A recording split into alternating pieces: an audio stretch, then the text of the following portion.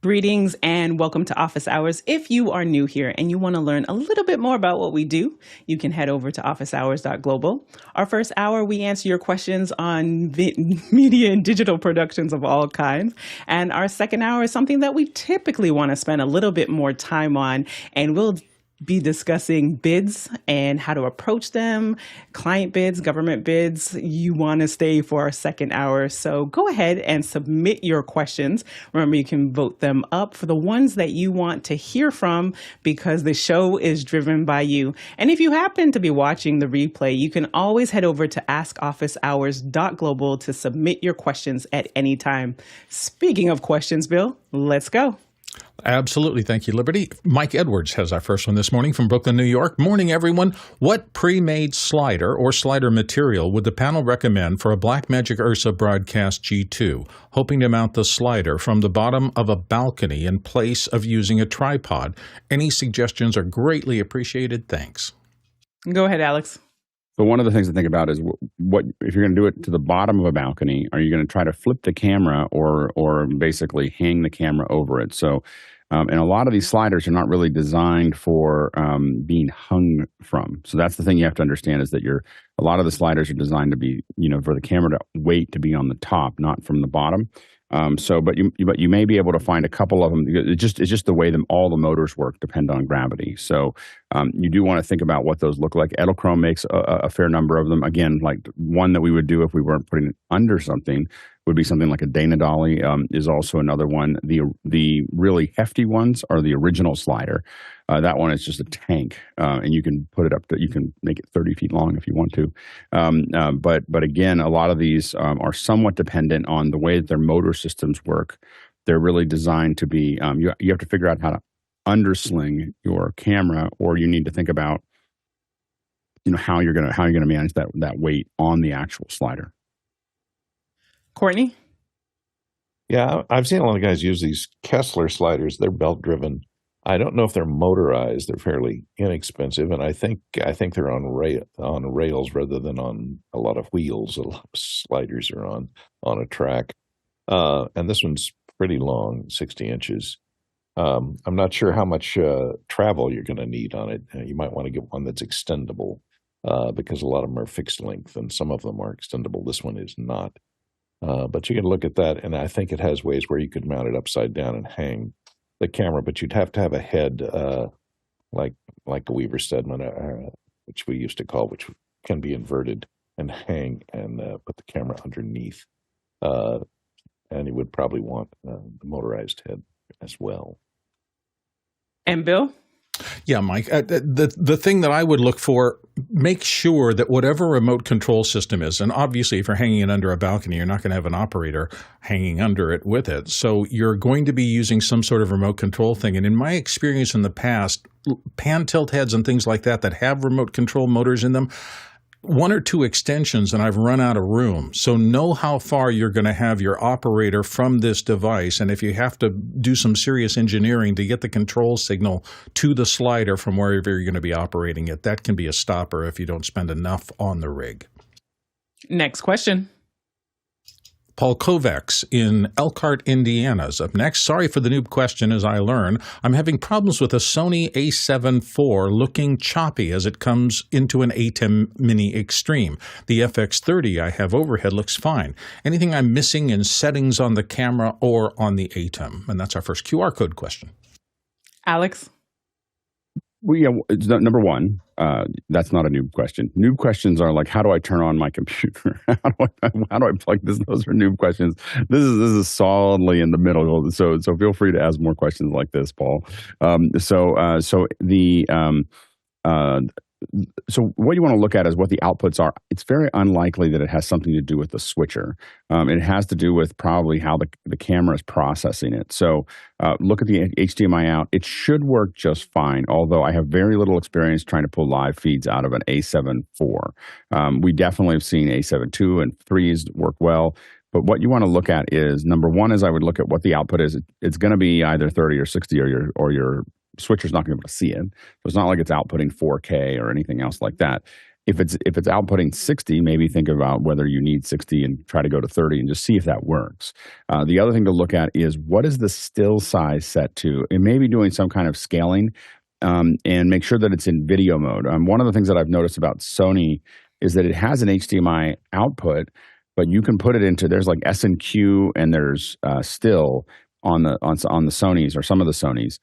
If you're not in video mode, they are processing that image differently, and what comes out of the HDMI is not acceptable. So it has to be in video mode to make sure it actually works well. What we see with like the E10 or the Z10 is we see pixelation, and what comes out of it. So it's putting out a signal, but if you look at it closely, there's something very wrong with it. And switching it to video mode fixes that. So take a look at those and see if that works. And if it doesn't, come back to us and we'll take another look. Chris? Yeah, I was going to say almost the same thing. Possibly just the frame rate. Like Alex said, it could be 60. Maybe, because it's an A7IV and everybody wants to be all cinematic, it's set at 24 and everything else is at 30. It could be as simple as that, right, Alex? Yeah, 24 to 30. 24 is a great film format. Nothing on the internet works at 24, even if they let you do it. So it's always hard. We talk to filmmakers and they're like, "Well, I want to stream at 24." We're like, YouTube just streams at 30. Like it doesn't, and so does Facebook. And they're like, "We'll go to Facebook." I'm like, 30. So 30 is what all of these. It's 30 or 60 online.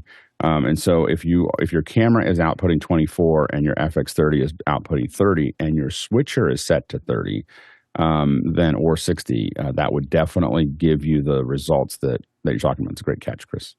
With so much stuff going like the YouTube way, Alex is right. Everything has to be 30. It used to be in the olden days when people just hosted their own stuff that streaming stuff at 24 frames as opposed to 30 was a great way to cut your file size down because you could put the same data rate and just less frames, and you could cut your file size by a quarter.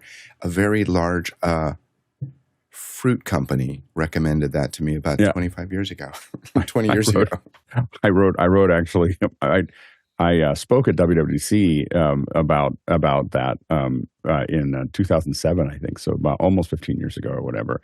And we were talking about how to make your podcast smaller, your video podcast smaller. And one of them was setting your keyframe rate really far apart, and the other one was go to 24 frames a second because it's going to be 1/5 less data. And all the Mac breaks in the early days were all shot at 24, not because I thought 24 was a great format, because I couldn't pay for the bandwidth. For the record, 2007 was more than 25 years ago. Just it's not more than 25 years isn't ago. It? No, you I'm gonna really go check have my to go math. back to school and I'll be back. do some math. Yeah. Next question. Josh Good Cobb in video. Pittsburgh, Pennsylvania is up next. YouTube recently released a new vertical live format. It's not meant to be exclusive to phones, but what's your opinion of it so far from a production point of view? And he's got a YouTube link there. Go ahead, Alex. We're doing a lot of work on how to support 9x16 more effectively live. So there's a lot of, whether this is TikTok or Instagram or YouTube or many others. And so, and what we're looking at, the real challenge is if you have any graphics, how do you support that? So how do we build a show that we give it the same commands, but it does different things and does a slightly different format? And so, I think that it's really useful. Here's what I don't think it works very well with is when you're trying to explain something obviously on a computer, when you're trying to show something that really wants to be wide, it's problematic. When people are just talking like what we do here, it actually works pretty well. We're a little too big in the frame right now. We've been doing a lot of testing with shorts, but because Chris is right now, he's just perfect, in that frame there. So anyway, so I think that it for people talking and you being able to just hold your phone, it is easier for an average person watching a live stream, especially if it's a discussion, to watch it in vertical format than hold it up like this. Like you're just holding it with one hand. It's easier to watch. So we're paying a lot of attention to this right now, and I think that it's probably something we'll be supporting in the next couple months. Courtney? I hate it. I'd love to outlaw vertical format if they could. because I'm a couch potato, and there are a lot of other couch potatoes, maybe you haven't noticed, out there that watch almost all their video, especially live streams, on a big screen television, which it's very hard to twist it 90 degrees to watch your programming, or it ends up with a little tiny sliver in the middle with giant black bars or blurred things on the side. I hate it. I'm the curmudgeon. The curmudgeon says, I hate it. Back in my day, we had whippersnappers 4x3 and liked it. As soon as Courtney took that deep breath, we all knew what was coming, Chris. Yeah, we knew. I agree. It's interesting.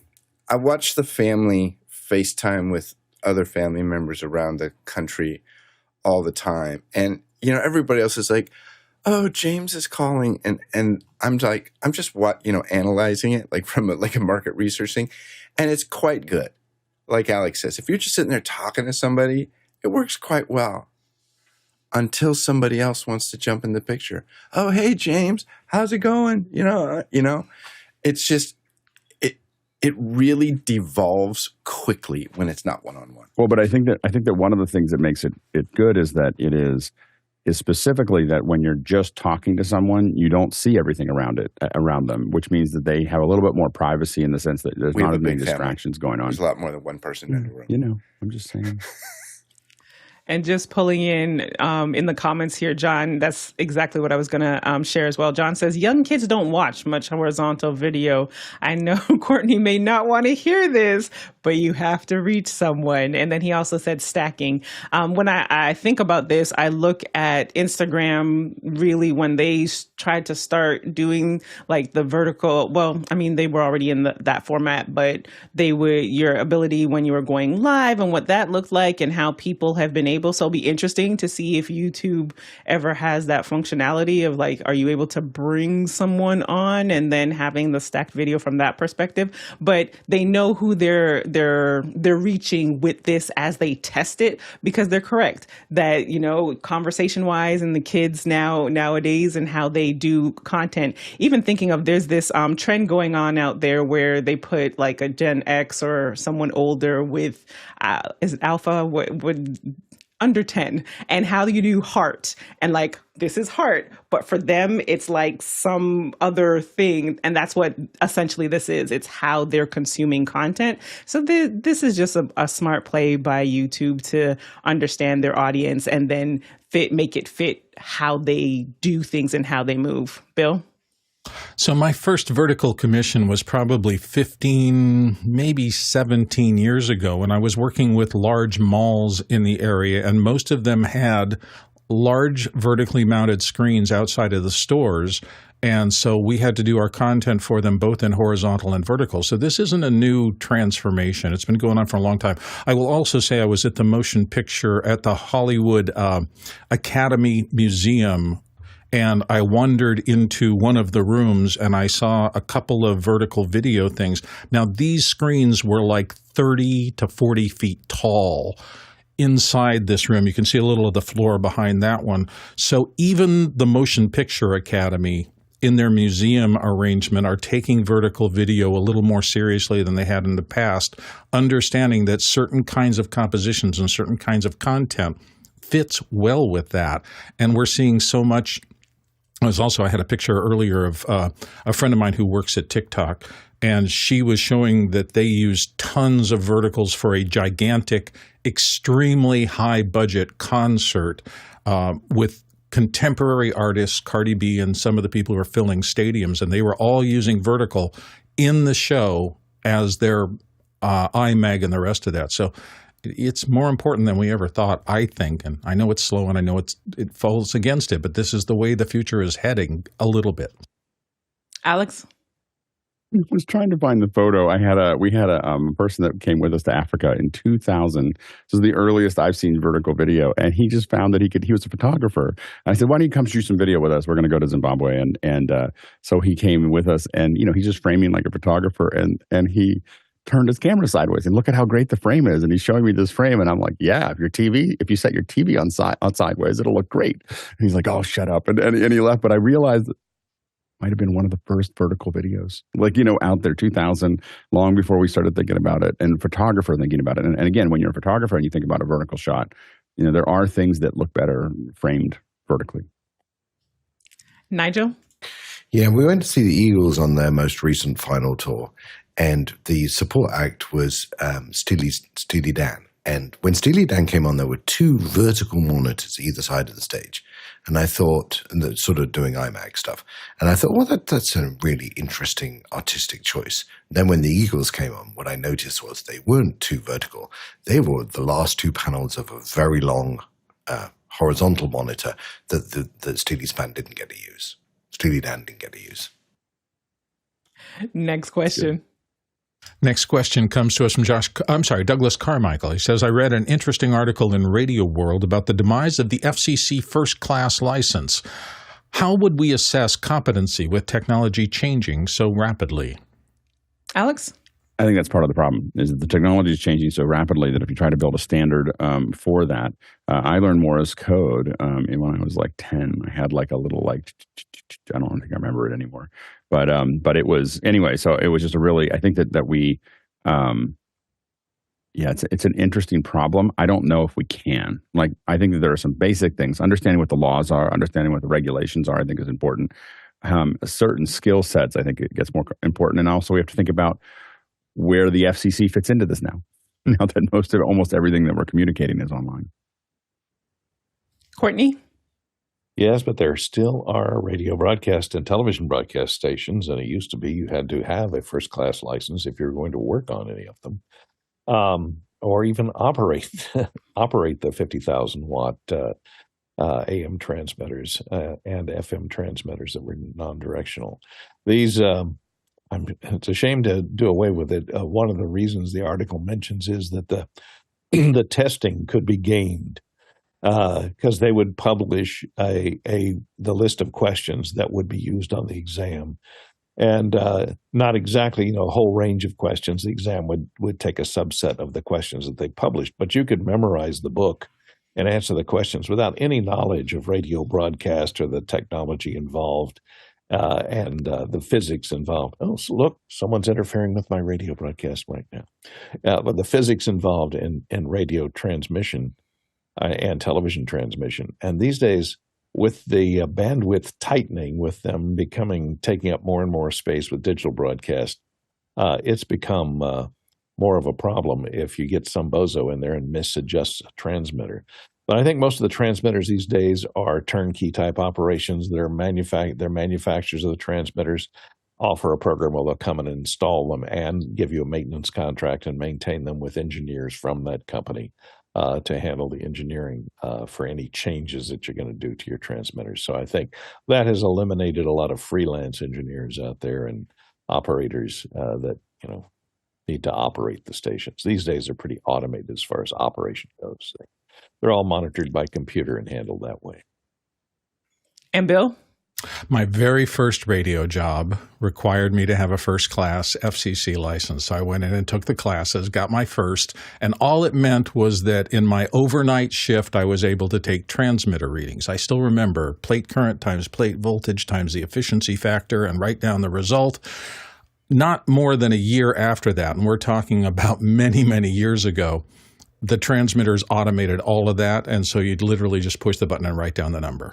And so everything that I had learned in terms of being able to do that job had disappeared. That is so many years ago that I think they're a little overdue in this. Most of this is now automated or should be. Nothing wrong with learning for its own sake. And I'm not unhappy that I went and got a first-class engineering license in those days. It made me more employable, and it probably started my career in radio. But I don't think these are the same days back then, and I'm surprised it's still around. Next question. Matthew LeCount in Oakland, California. The Espresso monitor looks nice, but thoughts on this one? And he's got an Asus link there. Alex?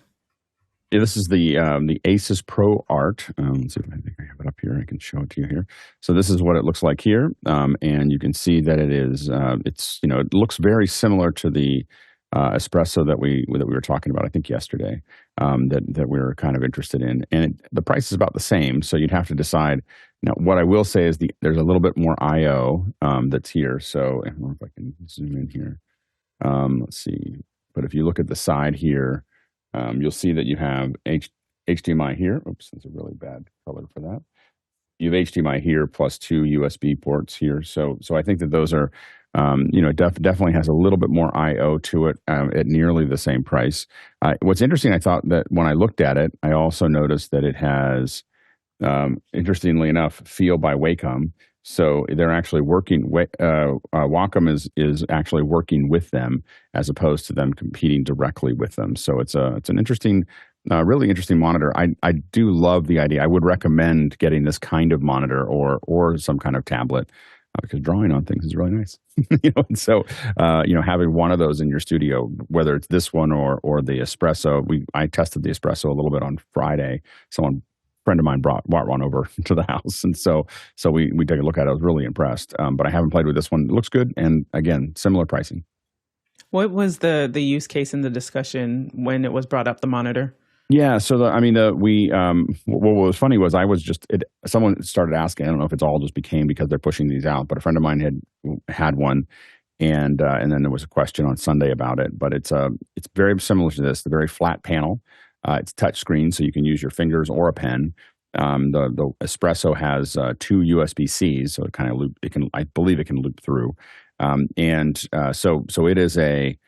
But it also has, what the Espresso has that I don't see on this monitor here, which it may have, but I just haven't seen it in the research, is it's got a little stand that just folds up into almost nothing. So it just you can just fold this little stand up that's really nice and have a monitor that pops onto there, and it's just a really cool looking, it's very convenient. So this one is similar to that. These are great. These are really designed, I think, as travel monitors. So these are the kind of monitor that you take with you. You can very quickly set it up and make it work. And I like the magnetic piece. I have with my Wacom over here that I use right now that I'm drawing with when I'm, when we're all talking here.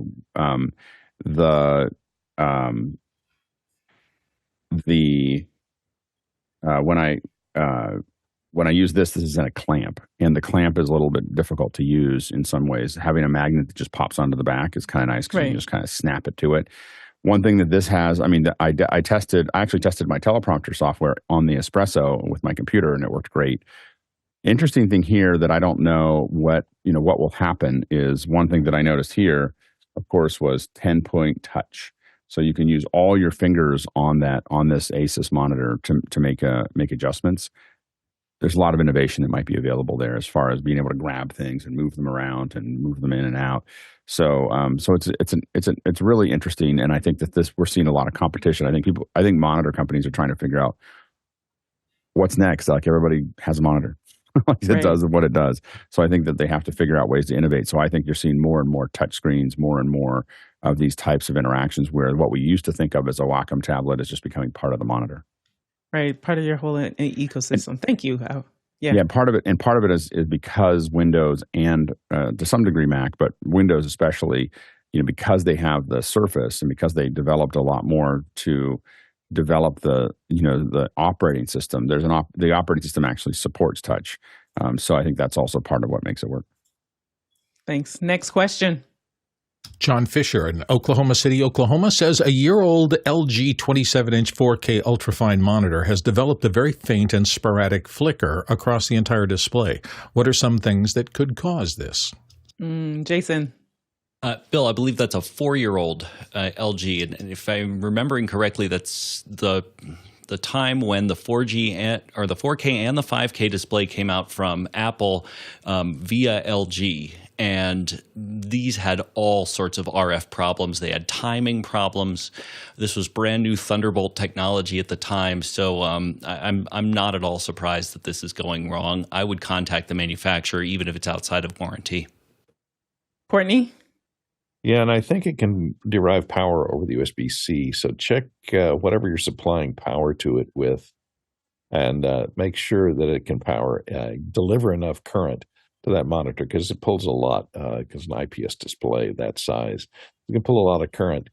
And so make sure that your USB-C power supply, or if you're trying to power it from a computer that has a combination video port and power, that it can deliver enough current for that monitor. That may be what's causing your problem. And yes, just following up in the comments, Mickey says defective power supply or backlit driver, and that the 5K LG Ultrafine, not the 4K. So next question. Tlaloc Lopez Waterman in Appleton, Wisconsin. What's the threshold for needing film or video shoot permits? Need them for documentaries or just fiction, news, size of production? What's involved? Jason? I don't think they care at all about the size or the kind of production. Here's the NYC Film Office, and no permit for casual photographers, tourists, credentials, members of the media. But anytime you have somebody in FDNY or NYPD uniform, anytime you're using prop weapons, prop vehicles, anything along those lines, immediately they want a permit. But of course, it just depends on where you're shooting. Alex?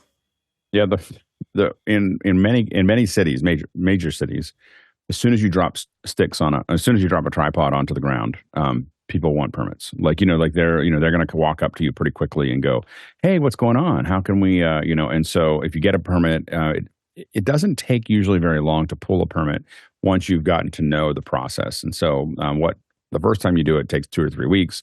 The next time takes 2 or 3 days. Especially if you're not. If you're not rough with, remember these offices are very, they have a lot of subjective control. So you want to treat the office with white gloves, as you work with them. But I will say that, for the most part, the permits are really about, saying that, organizing this process. Remember, again, exactly what Jason said. If you're affecting traffic, if you have something that looks like a gun, if you have something that's going to, and again, if you put tripods on the ground, you oftentimes get those things. Now, when you don't do that, we call it stealing shots. So stealing shots is not getting a permit and just going out and shooting it. And it's not usually used for actual acting. It's usually used for background plates. Like, we need a couple background plates of Santa Monica, or we need a couple background plates of this. Then you'll run out with a big old camera. And what's funny is that we've gone from the last time I stole shots, I didn't steal them. I was on the team that stole them. We stole them in probably 15 years ago, and we took a big F-23. This is the Sony F-23, and we ran it out on the Santa Monica beach and shot a bunch of background plates for our movie, and then ran off and didn't get in any trouble. But those are the kind of things that you have there. The other thing that you want to think about are releases. So if you're in a public area and you're clearly using a camera, you generally don't need to release people. But if anybody is recognizable, you want to think about it. Oftentimes they put extras in to avoid that problem, just to make sure that they're not having to deal with it. If you're in a private location, be very careful. It's very quick. It's very easy to walk into a mall, for instance, and you walked from the sidewalk and you stepped on the mall area, and there's a line. It'll just look like a little groove there. That's just the difference between one piece of concrete and another piece of concrete. Oftentimes it's a slightly different color, but it looks exactly the same. If you step one step into that, you are on private property and you no longer have the right to shoot. If you step out of it, you're on public property and you have the right to shoot. So be very, very careful about where you're stepping and make sure, like shooting in a mall, even an outdoor mall, not your property, not public property. So you have to really think about that, and you have to clearly be using the camera, and so that people can understand that there's a camera around, and they have to make decisions around that. For documentaries, you generally want to release everybody because you don't want them coming back and saying, "I didn't have da da da." So the release basically is like, "Hey, I'm going to be able to use your image, or all the things that are here." And if they're not willing to do that, then that. Usually, that's a pretty if you're going to get interviewed, you're going to give them a release that says I can do whatever I want with this footage, kind of thing. And so those are the kind of things you have to kind of think about. And this is only in the United States, by the way. As soon as you leave the country, whole new set of rules. Like every country has a different set of rules, and most of them are more constricting than the United States. The United States is probably one of the most open places to shoot video. Bill? So for me, both permits and insurance are the number 1 and 2 thing on my risk management list. And that is what they are about for me. And so I start by assessing what's the risk. If I'm not getting paid and I'm just shooting, I don't have much risk. The people can tell me to stop, but that's all they can do. If I'm shooting for money and I've got a corporation, and it's a corporation I worked for a long time, then anything that risks me not being able to get this job done is unacceptable. So these two risk management pieces. getting insurance so that I'm properly indemnified. And you want to go into something like I years ago wanted to shoot in a college stadium, and I wanted to do it when nobody was there. I didn't think it was going to be a problem, but they asked for twice the insurance I normally carried, so I had to get a writer to do that. Again, risk management. I wanted to get the shots, and I'm going to do what's necessary to do it. And for me, permits are exactly the same thing. If I have an idea that a paid shoot might get shut down by somebody in the field, I want that permit because I want to be able to take that, ranger or whoever's going to come up in the forest and say, hey, why are you shooting and what are you shooting? I want to be able to say, I pulled the permit, everybody knows about it, and here it is. And they just go away. They stop bothering you. And that, to me, is a huge win. I don't want to have to talk to a supervisor. I don't want to have to get delayed. I just want to be able to get my job done and get out of there. And that's what permits do for me. Courtney? Yeah, Alex, I think, covered all the salient points. Living in LA, permits are required a lot. Of course, any commercial production, non-commercial production, you can go on your own if it's for personal use. And all the important points he came across. You do have to, one thing he didn't mention is outreach. You have to, when you obtain a permit, you have to notify neighbors if you're shooting in a neighborhood or in a business district that you're going to be shooting, and you have to notify them with things posted at or handed to the operators of the residents of that neighborhood, telling them that you're going to be shooting in the area and what you're going to be shooting and what impact you're going to have, the number of vehicles you're going to have in the area, et cetera. So take that into effect, and a lot of permits will also require insurance, as Bill said. So to obtain a permit, you got to make sure you have enough insurance. And in a place like LA, where they're used to a lot of people shooting on the streets, you better have a permit because the neighbors will call the police on you immediately. And Mickey adds in the comments, shooting in Singapore, don't even dare. Just another cherry on top. Also giving yourself enough time, because if you're shooting somewhere where they get a high volume, that could put you back in just the timeline with your project. And then if there is a place where they don't normally have people shooting and they don't necessarily have a process, it could work in your favor, where it's just like, oh yeah, just talk to this person. But then we've had times where you've got to get PR involved, and then now there's all this due diligence. So if and when you have to go through that, give yourself enough time. Next question. Douglas Carmichael's up next. Has anyone worked on with the Asterisk open source PBX? I've used it a few years ago, but I'm curious if there are any production use cases for it in modern workflows. Alex? I often say that we learn something every single day when we're here on the show, and I learned that this existed. so we don't know as much about it. It's hard. I had to. I was like, does he really mean PBX? Like, is it PBX like the phone PBX? And it is. And it's open source, and they say they have 2 million downloads a year. I don't know any of those 2 million people that are using it. So it might have some production uses, but I don't know what they are. John says that he finds it much easier to use voice VoIP router and do point-to-point connectivity versus running an entire PBX. So he says that it would just be overkill for his production. And if anyone is going to teach us something new each time with a question, it's going to be Douglas. Next question. Tony Mobley in Noonan, Georgia. Up next, I am back with issues regarding my new streaming room. I'm now hearing the bathroom when someone's using it in the room. Is there a device that would help with the noise from outside and the noise coming from the bathroom, or will I need to be insulated? Nigel? It depends how much you want to spend. If you want to spend a lot of money, you rebuild the house. That's probably the most expensive way of doing it, because you can put insulation between the walls, you could float the room, you could do all sorts of things. I'm guessing we're not talking about that. I think there are 2 or 3 things you can do. One, you can do the Alex and cover yourself in sound blankets, which obviously deadens sound coming from him, but it also deadens sound going to him. You can find something like a Mix Pre 3 with Noise Assist, which will kill some of those background noises, or you could bar people from using the toilet while you're talking. Alex? Yeah, my solution is similar to what Nigel had mentioned. I would just recommend this installation, which is some kind of on-air sign that you can put right next to the bathroom that you just simply turn on when you're on air. And you could even build, with a solenoid, you could build something that just lock the door. You just push the on-air button and it just locks the bathroom door. And hopefully someone's not in it when you do that. But maybe it fires off like a little warning like this, and there's like a countdown clock, and then 3 minutes later it locks the door, and then no one can use it. Anyway, so I think that's going to be, to be in all seriousness, that's going to be the only way you're going to fix this in an older house. And I mean, not a house that was built with floating the room. So your costs are $250 to tell people don't use the bathroom, or maybe $50 if you buy a less expensive sign, or it's going to be $25,000 to float the room. So those are the things that. Those are your two big options there, and I would recommend the sign, and just tell everyone to hold it. Bill?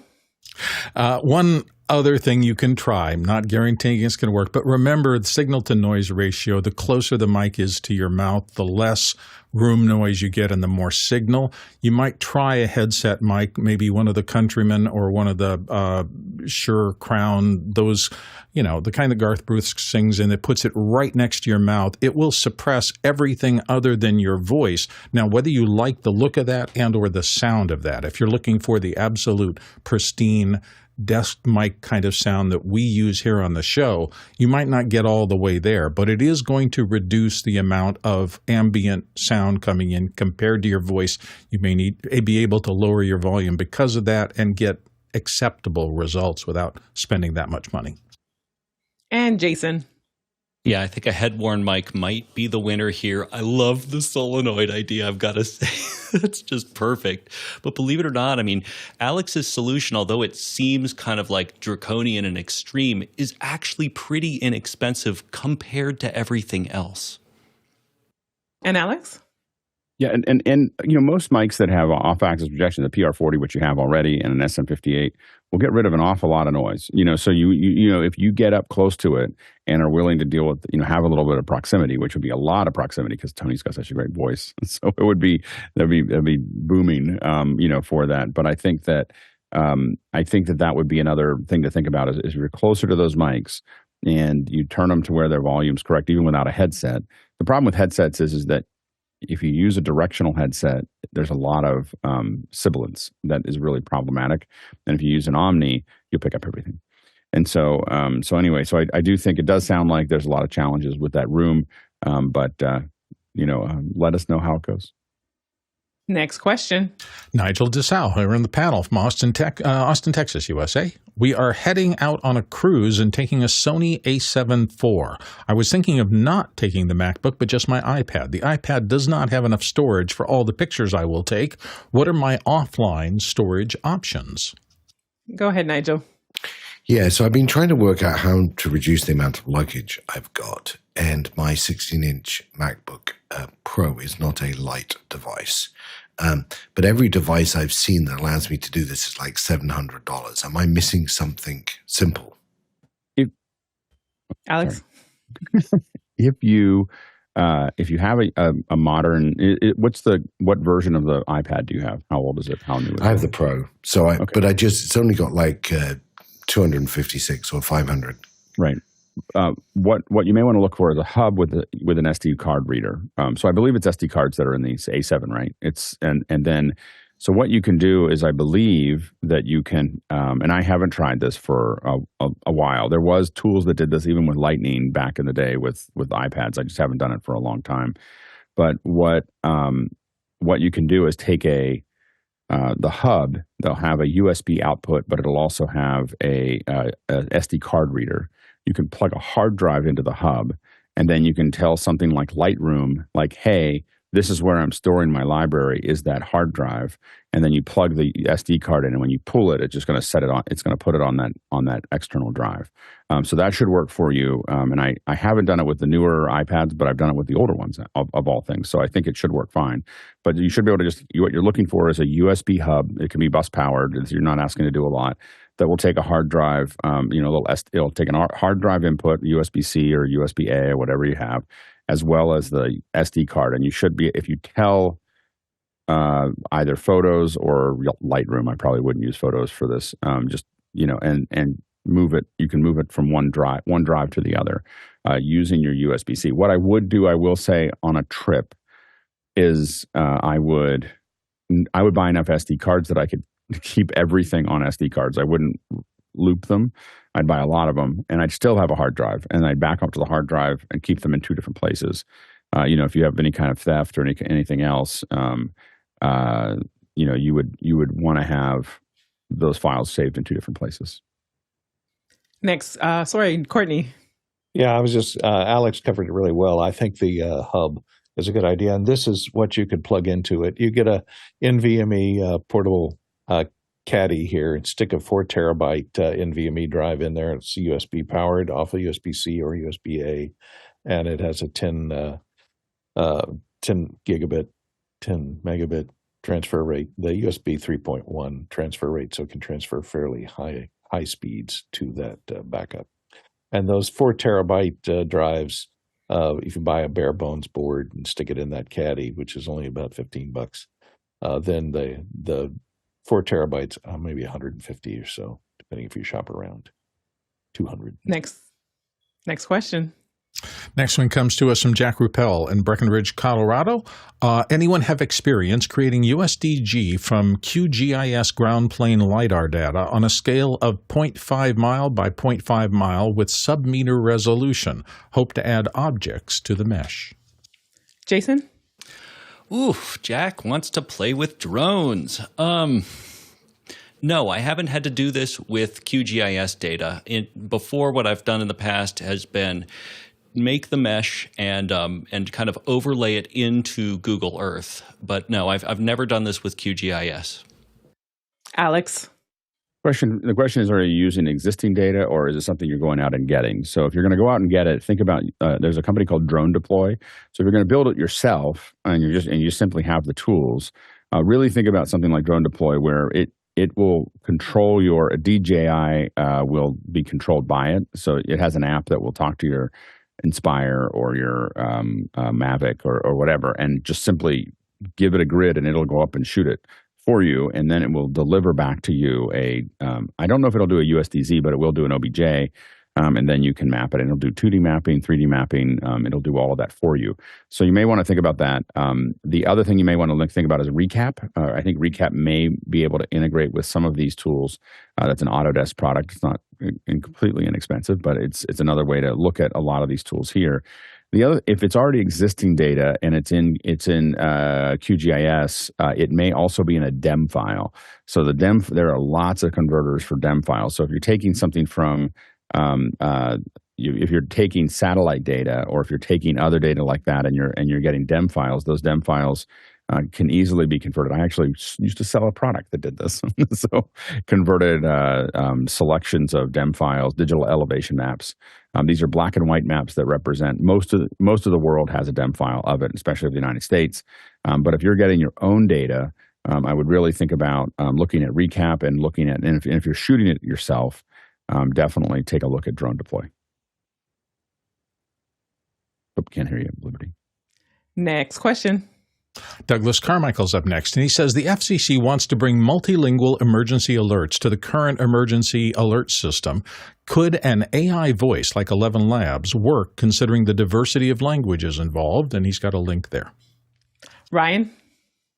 I have experimented with ElevenLabs recently and was definitely really impressed with its ability to take pretty much anything you put in there and produce an output that was really high quality and honestly sounded pretty human in my experience. So alternative languages outside of English I haven't experimented with, but I suspect that it's probably really effective for this use case.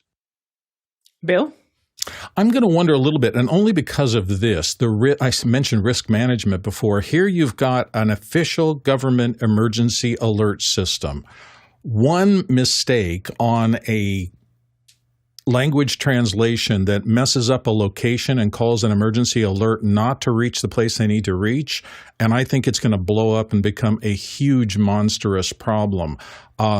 I'm not saying it can't work, and the translation could be faster and multi-languages could work, but I would think there needs to be a huge vetting system on the back to lower that risk of one bad bit of information going out in an emergency situation where the government is in charge, not leading to massive lawsuits. So that's just my thought off the top of my head.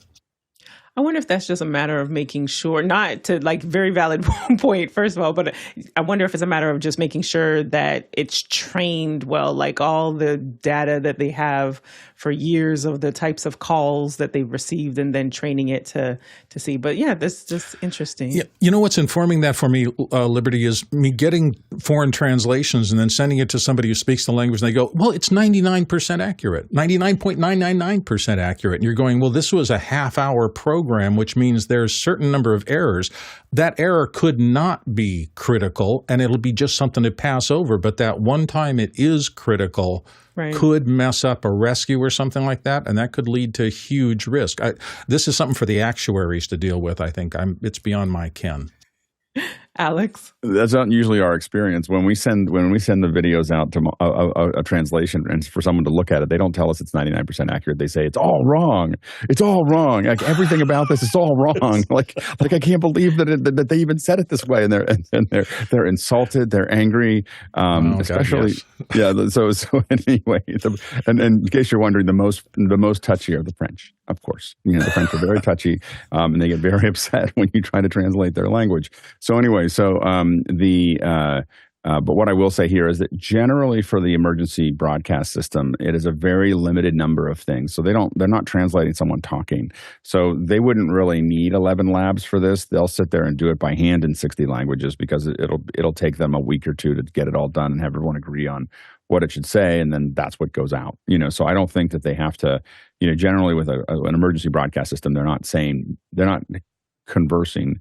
They have a series of announcements that they need to tell you, and I think they could probably do that in a lot of languages. Next question. Kenny Hampton in Greenville, Illinois, looking for recommendations for AI tools to improve older video footage. I have a digitized VHS tape of amateur video shot on film in the 1930s. It's black and white, no audio. How can I improve detail and so forth? Courtney? Well, you got double problems here. First is it's shot on film, and second, it's transferred to VHS. So you got double the problems of restoration there. There are tools out there. There's a lot of tools, and our esteemed editors here on the panel can chime in here on this, because there are tools in Final Cut and all the editorial packages these days to do stabilization, to do grain reduction or noise reduction, and if it's color, color correction, obviously. If it's all black and white, then you probably wanted to do things like contrast control. AI can actually, there are tools out there. There's a company called Altec that has this Diamant film restoration suite, which is designed for correcting film and video. They have a video correction suite too that eliminates a lot of the tracking problems you're going to run into with VHS and head switching noise. And these are specialized packages designed for film and video restoration. So you might look at some of those, Diamant from Altec. But like I say, a lot of the editorial suites these days have a lot of that restoration stuff built into it. Next question. Next one comes from Scott Mueller in Germantown, New York. Do you know of any time tracking apps that will tally time I'm actively working in different apps and pause if I walk away? Ryan? Yeah, the app that I've been using for a long time for this purpose is called Rescue Time. Rescue Time has an app that can be installed on iOS devices, on macOS, and on Windows, and does a pretty good job of emailing me a weekly report, helping me understand where it is that my time is going. Certainly, if you lock your computer, and I know some machines have an auto lock feature, or at least will kind of will note that your computer is in an idle state if it doesn't sense you near it. And so I know that will help improve the quality of the data pertinent to, was I there actually using this app or not? And of course, it knows if the mouse is moving, right? So it really does pretty well cover this use case. The only thing I'll note is that I've been paying probably $10 a month for rescue time for a lot of years, and I don't spend as much time, now kind of post-COVID in front of my computer. I'm traveling quite a bit, and I don't need all the services any longer. And it turns out that if I cancel my subscription, I pretty much lose all of that data, and there isn't really a format I seem to be able to get it out of. So I'm actually pretty, frustrated at the moment in kind of that customer service policy. I feel like if I've been paying $10 a month for years, I ought to at least be able to have that data once I stop my active subscription. Next question. Robbins Michael in Middletown says, it seems that your podcast feeds for both Overcast and Apple Podcasts have stopped at the end of last year. No podcasts have been available in 2024. That's a QR code question. Ryan? Yeah, so officehours.global/volunteer has some new forms that we've been creating for volunteer intake. And as of this weekend, there's a new podcast team option that you can select. So those feeds are something that we absolutely want to have in place, and are building a critical mass, building a team to continue to manage and to stand up going forward. So please visit that and fill it out if you'd be willing to help us get that back in order. Alex? Brian said. Well done. Next question.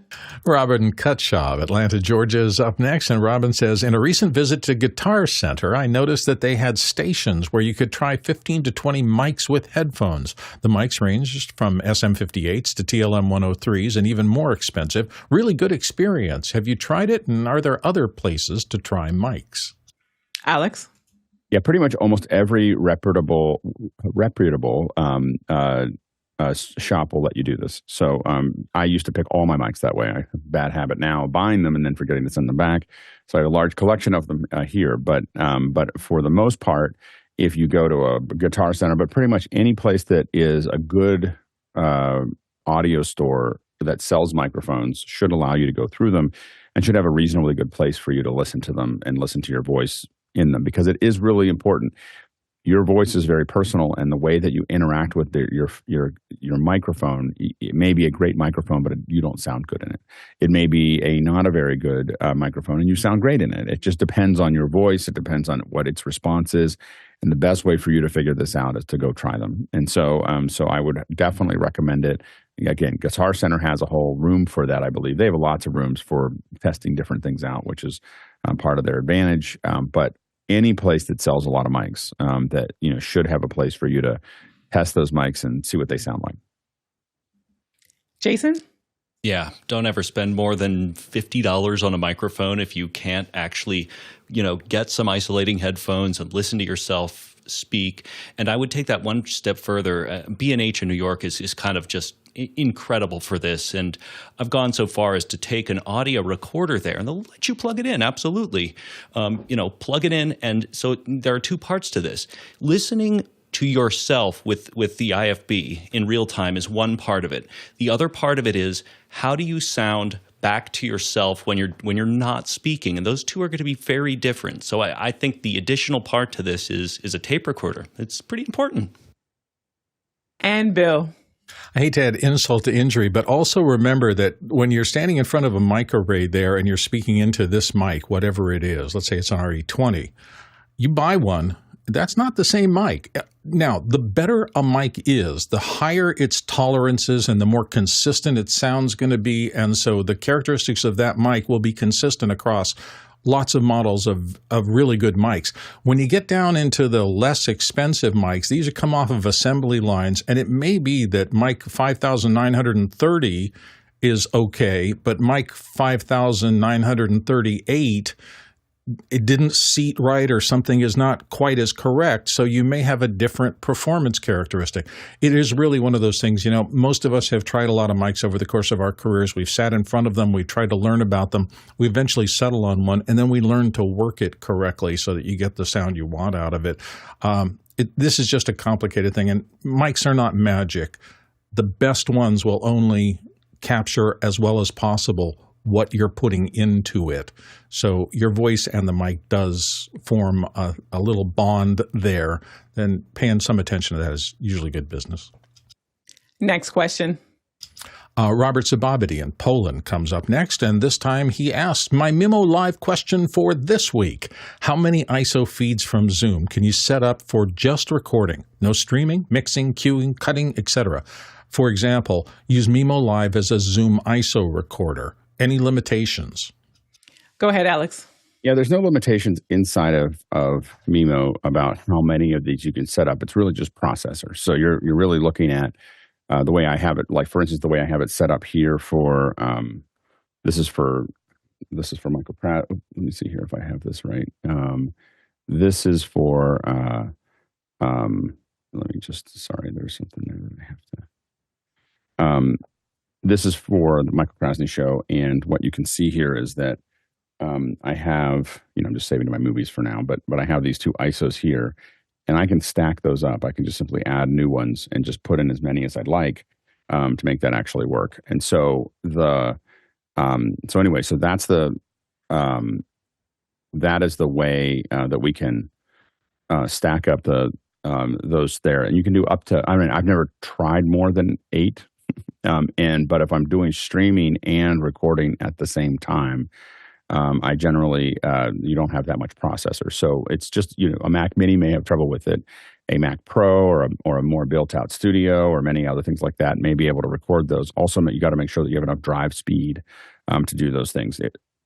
What's interesting is that you'll need more drive speed and more storage if you record in ProRes than H.264, but you'll need, so you'll need more of that, but it'll take less processing power to record ProRes. So just because it's not using H.264. And some of the newer machines that have encoding, so they have H.265, H.264 chips in them that will encode, or ProRes chips, the CPU impact will be much lower as well.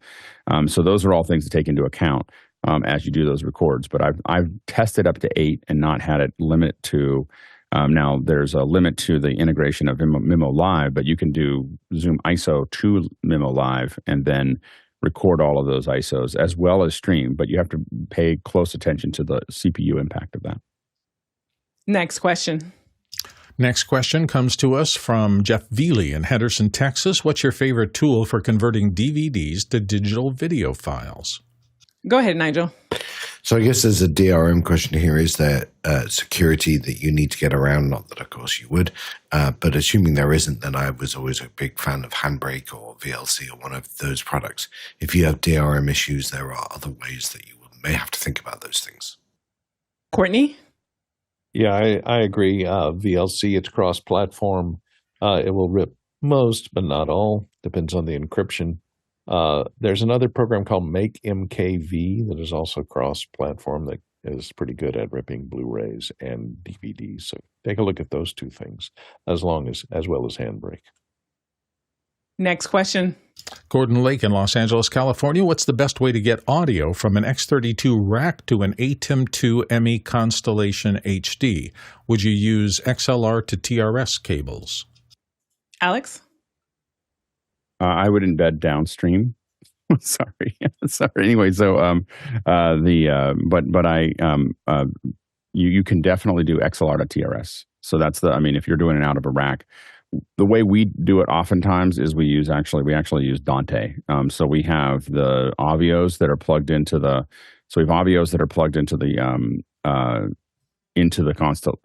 Constellation, and the newer ones have the XLR. We have XLR in some of our constellations, so we just put the XLR ones in. I don't know what Avio does quarter inch, but you could easily convert that. But then we just take Ethernet and apply it to the mixer, to the switcher. There is MADI, but converting in and out of MADI and doing all the things that you want to try to do to get it there might be way more expensive than a couple Avios that are just plugged in, or an Avio stereo that's just plugged into the switcher. And we've got a great week lined up for you as we get ready for our second hour, which we'll be talking about bids and building bids. And tomorrow it will be the secret life of splines, and that being at the core of graphics and productions. On Wednesday, field recording. That should be a fun one as we'll discuss our tools, our process, and our learning. Then on Thursday, we have we've got Graham Jones, and we also have Ann Buckle as we get ready ahead of the Office Hours 2024 Eclipse live stream. So they'll be talking to us and helping us to really prepare for it as we get ready for the event. And then on Friday, we have Nathan Schlegel, and he'll be talking to us about stage design with some of the top musicians for the Fortune 100. So you'll want to stay tuned. And of course, knowing that Saturday is our 2 hours of Q&A and Sunday being our introspective time. And of course, we have opportunities for volunteers, whether you want to be one of our panelists or a part of our production team.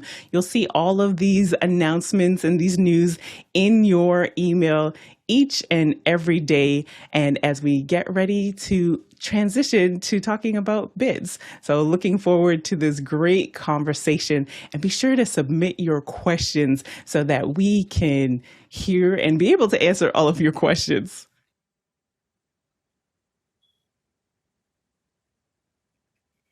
Well, welcome back to We're at the Top of the Hour. We'll be talking about building bids.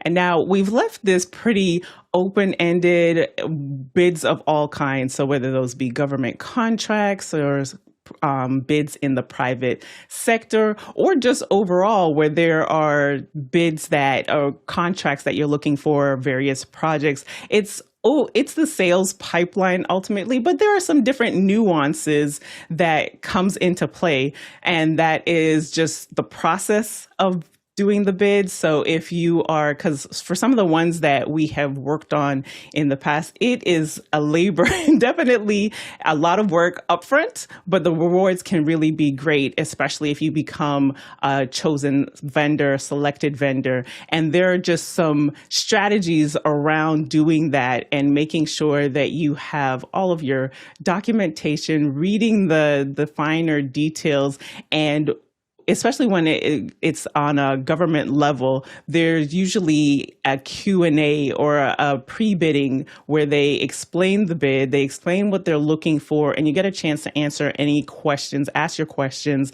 And those typically, and I would say anywhere between 2 weeks to a matter of months when they put that out there, so that you're then able to do your due diligence and get those documentations together. And I see that the panel has already gotten put their hands up. So let's get into it, Ryan. Yeah, excited definitely to talk about building bids. So, on Mondays, we've had a little bit of a project management series that we've been weaving in over the course of the last 6 months or so. We've talked about project management tools. We've talked about bidding tools and bidding strategies. In the coming weeks, we're going to talk about resource management again. So this isn't necessarily an official project management series element, but definitely fits some of those themes. I spend a ton of time building bids. Probably, the majority of my time actually kind of goes into this. And so there's definitely a little bit of a formula that I've found, maybe just kind of by accident in some respects. But there's kind of 5 buckets to the process, and I'll kind of step through a couple of those bits just to maybe spur some specific questions or lay out my perspective on how this kind of gets broken down. Last time we talked about discovery as kind of the first step in the process, and a part that's really important. Sometimes people put together, in terms of the buyer, right? They'll put together an RFP, and that'll be trying to communicate what it is that they're after and what some of their specific requirements look like. And that can be really helpful. But if you don't get that, I would say discovery is probably the most important piece to building an effective bid, making sure you've got all of the relevant information so that you can both price it right to make sure that you're covering all the needs that are going to exist, but also not overscoping something in a way where you're going to lose, right? I mean, we kind of say we're pricing this with the intent to be competitive, but also to make sure that that your needs are going to be covered. Second piece is estimating. This is a meaty topic. It's something I think we've probably dedicated an entire show to and should dedicate another show to. I was having a conversation with a really interesting guy last week who works in the construction space and was wondering why the company that he's consulting for doesn't have a more interesting or effective or modern SaaS-based estimating tool. And I said, that's a can of worms. And we talked about all the complexities that leave so many companies still using Excel for estimating, right? It tends to be really bespoke based on the industry that you're working in. So we'd love to talk about estimating and then the proposal submission, right? So this is how you determine whether you're going to be the prevailing bid, right? Getting that right, getting the format right, getting the timing right, the place that it needs to go right are really important pieces. And Alex will always kind of say something that sticks in my head. This tends to come in the form of a deck or a demo if that RFP didn't very clearly specify, what kind of format needed to be submitted there. And then winning kind of tends to be, or losing tends to be about your follow-up. So make sure you're staying on top of that. And the last stage in the process is obviously delivery and client satisfaction. You're not going to get an opportunity to do this again for an organization if you don't make really good on what you committed to in that bid. And so definitely an element not to be taken lightly. Nigel? Yeah, two things I want to talk about. One, I think we've talked about before, which is you've got to get your statement of work right. Regardless of whether you want to hold yourself to the statement of work, you've got to be willing to be held to the statement of work that you submit. But I want to talk a little bit about pricing, because my experience is when then this goes wrong, you've messed up your pricing model. I'm going to share the equation that I tend to like, see if I can make this work. So the first thing is what product? So if you are selling or reselling product, if there is some physical asset you are moving, you make sure you've priced that right, and you make sure you've got the markup on it that you want. So, if you're selling something and you tend to put a 40% markup, make sure you've got the markup on that. You've got to add then to the labor. And there are two fundamental things about labor here. Number one is that you have enough. And the second, that you know the labor rate. Now, sometimes when you sell products, it takes a number of hours to do things. So there's an attach rate of labor to the product. But where I see most bids go wrong is either they don't put a markup on the product, or what they do is they underestimate the number of hours or the dollar per hour they're having to pay. The next thing you have to add is additional charges. So in some bids, you're going to say, hey, there's a 5% charge for miscellaneous, cables, switches, whatever it is. But there's some element of additional set of charges that almost come like your tax to the client. And by doing that, you don't ever have to come back and say, oh, by the way, I need $5,000 for this or whatever it is. You then got to add to that whatever the taxes or fees that are required. All right. Now, the one place that most people go wrong is either, obviously, they forget the taxes or fees, but they start trying to apply the discount at each of these levels. The best way to do a good, complicated bid is to work out what the sum of those numbers are. Okay, work out what profit you're making from that, then apply the discount to the whole thing. Because if you apply the discount to, or if you let your sales team apply the discount to any individual element, you can never get back. And the worst case scenario is you end up selling product for a loss or not bidding enough labor, because it's going to cost you the product you've promised and it's going to cost you the labor that you've committed to. And if you don't have those fully built in, then you're not going to make money. So whether you use a spreadsheet or an estimating tool, try and think about those four buckets. What are my products am I selling through or selling on? How do I make a profit at it? How much labor do I need? And what is the labor rate that I want to pay? And by the way, the labor rate is not the amount you pay the people. It's the amount you sell it to the client for, which may be double or triple the amount you're paying the people. What are the additional charges or taxes I want to put on? And then what are the corporate taxes or fee, or what are the government taxes or fees that I need to add into that, which the client may not pay or they may pay depending on the legal tax status of the thing. But you want to make sure that it's a separate and outside of everything you do. And if you can sort of get those form and then apply the discount to that, then you'll probably be protecting yourself when you go out and send a price.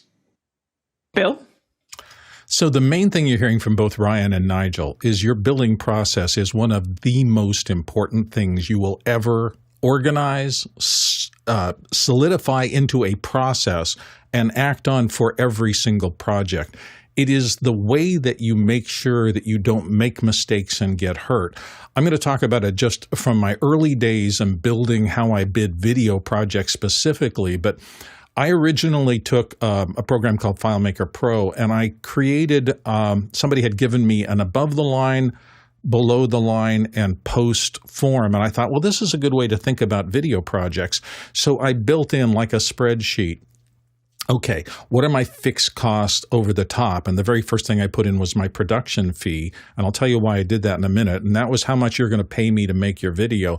But then I would put in fixed costs like buyout music and things like that, things you paid for once but didn't change, any administrative or executive kind of things, who's the script writer going to be. Those are top above the line projects. The below the line was two sections. Number one, each individual piece of equipment and person I had to bring out on a set to make this video happen. And the power of me doing this, going through literally line after line, what are the graphics costs going to be? What are the audio costs going to be? Who am I going to get out to do grips? And how are we going to get the sets there and the rest of those things? Made a discipline that I applied to every single project that I went through to make, this many people, this number of days. It's going to calculate based on what I put in there as a fee for that.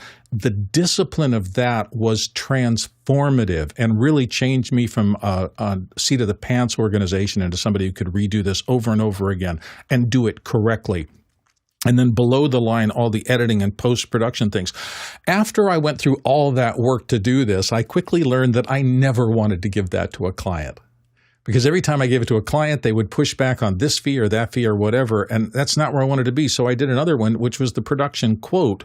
And the production quote would be a synthesis of all those things I had figured out that I was going to actually make this a profitable project for me, and give them a single quote that had, here's what it's going to take for me to do the job for you.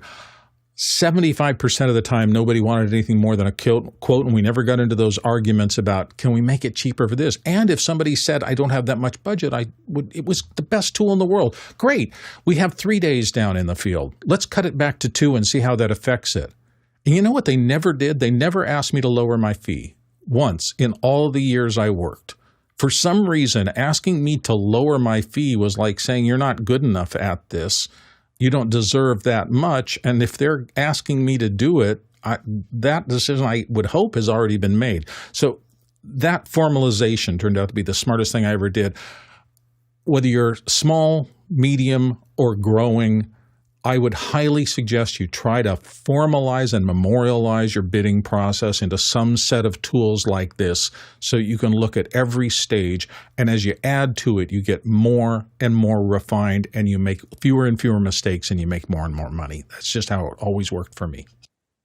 And a reminder for our producers that the floor is yours. Any of the questions that you have for our panel, or just questions overall in the bidding process, tools, resources, go ahead and submit those in Mukana, and we'll be happy to answer them. Alex?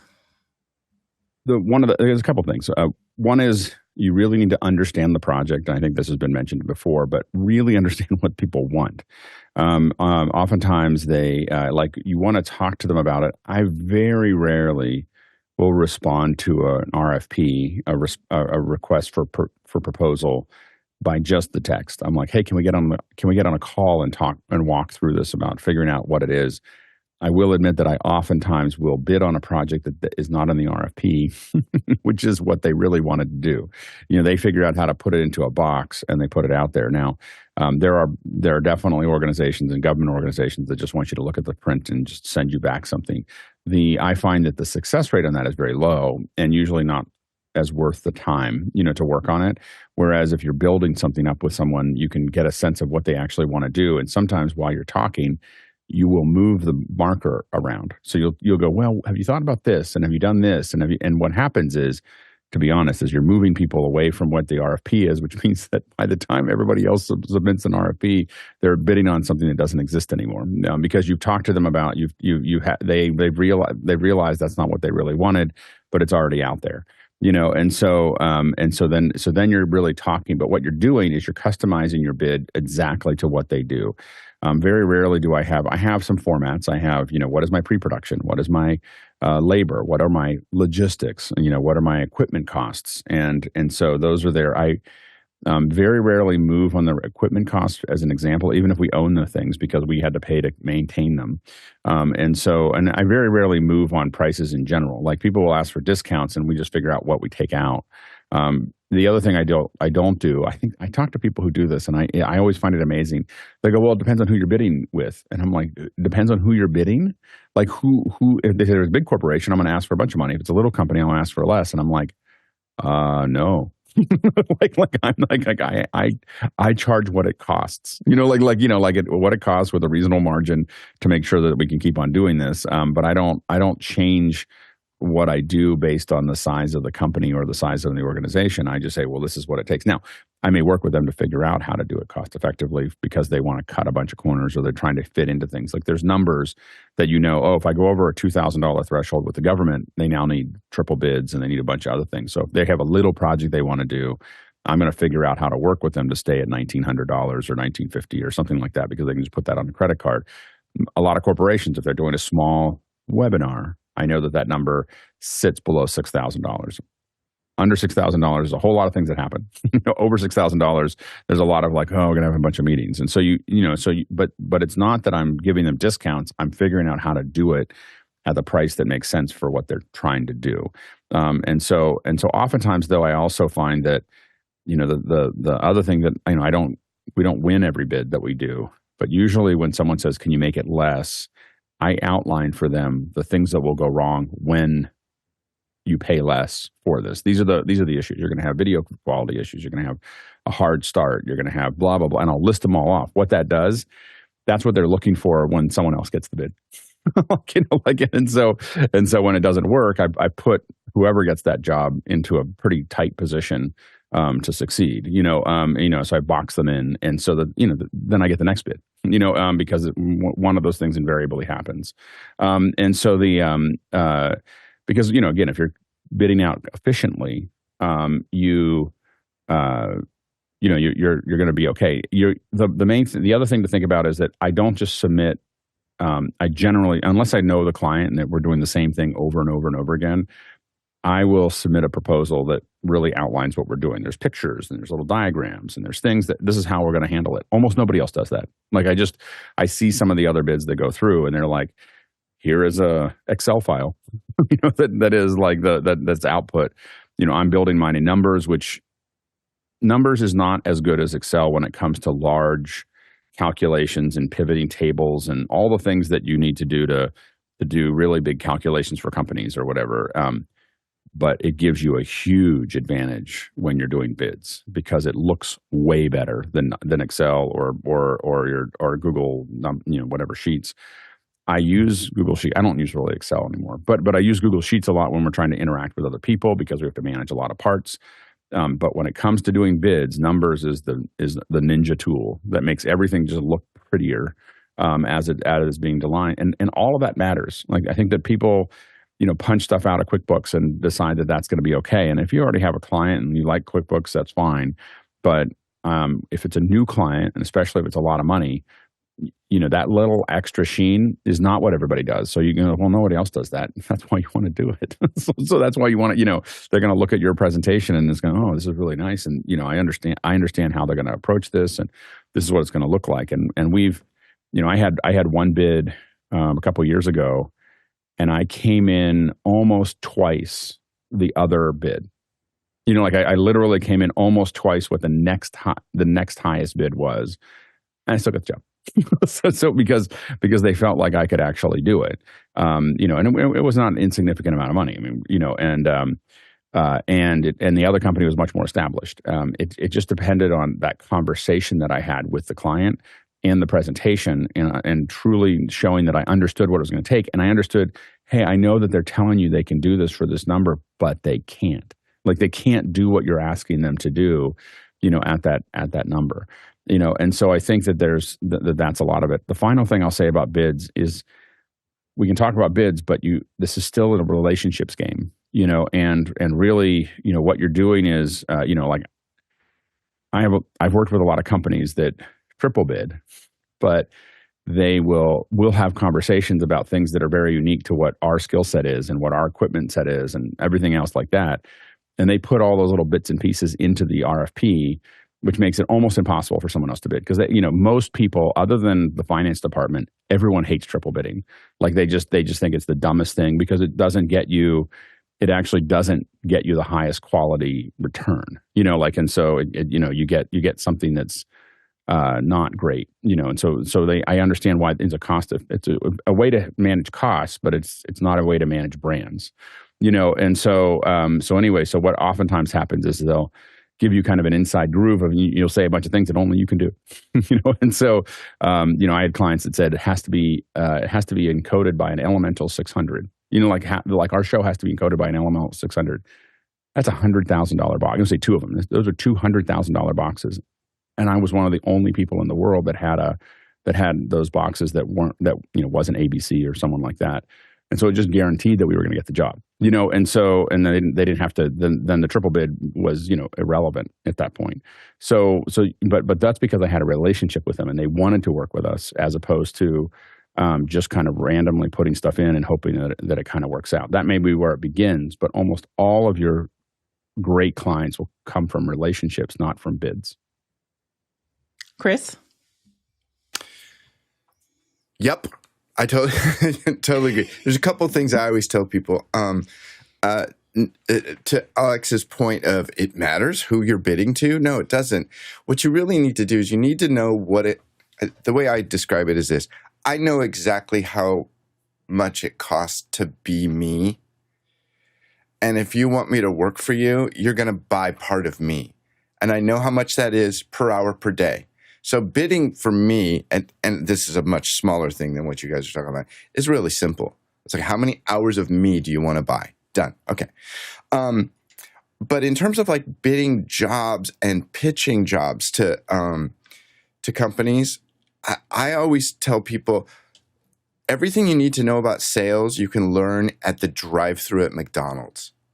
Because if you think about it, you pull up to that the board, and you know exactly what you want, don't you? And you say, I want a this and a that, and I want a this. And the ones that are trained well, as soon as you tell them everything you want, the first thing they say is, would you like a hot apple pie with that? And that's where the sales starts. Otherwise, they're just taking orders. So if somebody sends out an RFP and they go, we want this, this, this, and this, and you go, well, this is that, and this is that, and that, and that, boom. And you show them that you know how to add four numbers together. Who cares? You haven't sold anything. You want to start selling, ask them if they want the hot apple pie. Like Alex said, I'm going to start modifying what they asked for so that all the other bids become irrelevant. But it's really, to me, it's as simple as the hot apple pie. That's the best analogy when it comes between the difference between taking an order or filling out an RFP or responding to an RFP and actually selling. You got to ask them about the hot apple pie. That'll be our thing now. Did you ask for the hot apple pie? And then Alex had said some things that I was like, oh yes, it's the relationship and just the importance of that relationship piece, where it's the relationship with that. It's not project manager. The name is slipping me right now, but whomever, and I'm speaking more from like a governmental side of things, but whoever is the officer over the project or the person in the quotes office. It's, if anybody has the name, throw that out for me. Procurement manager. But thank you. Yes, the procurement manager. And because while we're talking about trying to win a bid, there's also the aspect of building that relationship with them, because while it really is depending on like the point system that they're using, but if this is the first time that they have heard or seen you, it's just like we say all the time in the marketing, it's building that know, like, and trust. So making sure you show up for those meetings, making sure that you're asking questions or responding to their questions, so that when that next if you don't necessarily win the project, that's okay, because you are building, of course you want to, but you're building that relationship. And then the importance of the follow-up, not just following up on the project and those questions, but once they actually announce who wins, like we go back and we say, hey, can we have a meeting? Because typically they'll enable you to have a follow-up meeting where you ask those questions of like, well, how did we do? And what was the difference between? And then you'll learn so that you'll be prepared for the next one. You'll learn that, well, was it a price thing? Was it that you didn't have XYZ? They were looking. So all of that data. So what I'm trying to communicate is that it goes both ways. So make sure that you take some lessons and learnings from that as well. Additionally, it's been mentioned, making sure that you read that RFP or the project scope really well, because they're also trying to separate people, where if you did not mail it in or drop it off and it's in a certain envelope, that automatically, that's just an easier way for them to basically say, oh, okay, cool, we've cut the pack in half, and now I can really focus just on these people. And I'm speaking about government because government, military, I believe the data is that the military is the highest employer from vendors and RFPs. So if you can figure out the process, have a system in place, because it's really the legwork to do it up front. There, as I said on the opening, is like the rewards of that, of just being there, and the government pays. So from that perspective, that it can be extremely valuable. Also, one other point was making sure that you read the fine print, because sometimes there's some ancillary things that they're looking for. They are looking for your only able to use said tools, or I have a friend that she just won. They just won a big account, and right now the conversation is, oh, well, you can't use any AI. So like just knowing any AI tools. So just knowing what those specifications are in media, film, the permits, but then on the other side, there are other elements. So just making sure that you do, dot your I's and cross your T's. Those are all things. And the more that you do it, you build the muscle memory so that you've just got a well-oiled machine. Nigel? Yeah, just two net adds from what people have said. First of all, if you're going after governmental bids and you are a very small business, beware. It's a very complicated world. There are a lot of people who make a lot of money charging services to help other people do government bids. That, of course, is not a great place to start. But it was something Alex said which really triggered a thought for me. And I read something the other day which I really like, which is you pick your competitors. So often people try and respond. They go, well, my competitor's doing this. I've got a price that way. Remember, you pick your competitor. By choosing to go after a certain type of company and bid in a certain way, you will decide who your competitors are. If you don't want to compete with those people, go after different clients and offer a different value. Alex? Yeah, one thing though is also that if you are a small business, know that if you're working with the government, there are companies like IBM and others that are the government is looking for small businesses. So there are small businesses, especially minority-owned businesses, that are required. There's a quota of how many can be included, and so a lot of big companies, just note that if you get into that government pipeline, a lot of big companies want to partner with smaller companies. So don't feel like you can't go after those. You just have to find the right pipeline to get into that. And it oftentimes is good, and especially if you are good at what you do and you fulfill the requirements that they have, you can get very busy doing government work because they don't have very many options that are really working. They have people who fill the gap for them, but if they can really fill it and run with it, it's a really, really valuable thing to a lot of larger companies. The one thing is also know where you sit. Like I think that what Nigel was talking about is knowing who your competitors are, but know where you sit in that, where you are in the food. Understanding where you are in the food chain is really important, because you got to know what makes you different from the folks around you. So for instance, with PixelCore, what I knew is that there were little folks. I don't mean to say that in a bad way, but I just mean that there were smaller companies that were kind of one-person shows that are going to come in and do your live stream. They're going to have a handful of their friends, and they're going to charge you $3,000. And sometimes it'll work. And then there were broadcasters, and these guys are bringing in trucks, like they're bringing in trucks. They've got big, all these things around it. So what I really focused on was what's this gap here between. I don't really want to. I started doing these ones, right, and I was never really going to try to do that. So what I really wanted to do was figure out what this gap is in between. And so what we found was, if we have relatively good equipment that looks good, if we've got good comms, if I bring good people, and I have all those insurances that you need, $7 million of liability and $2 million of loss, and I have all those things that are required, and we gave it kind of our, like how we interacted, we fit into this. There was a box here that was about $6,000 to about, really about $1 million. There was a box here that you could just kind of live in for shows that no one was really competing with, and no one really sat in that world. More people now do it than they do in the past. But we really we were finding a place to go there. And a lot of times, at a certain scale, like we could scale up. We had a job that we bid $1.4 million for Pixel Core. We had $1 million for a job.